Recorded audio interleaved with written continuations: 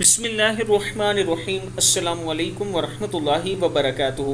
عابد راضی چینل کی طرف سے آج میں اپنے دوستوں کو رسول اللہ صلی اللہ علیہ وآلہ وسلم کا ایک فرمان بتاؤں گا۔ جنت میں مومن کا رہنا۔ جنت میں مومن کا خیمہ ایک موتی کا ہوگا جس کی بلندی کی لمبائی 60 میل ہوگی، اور اس کے ہر کونے میں مومن کی بیویاں ہوں گی جنہیں دوسرے لوگ نہیں دیکھ سکیں گے۔ صحیح مسلم کی حدیث ہے۔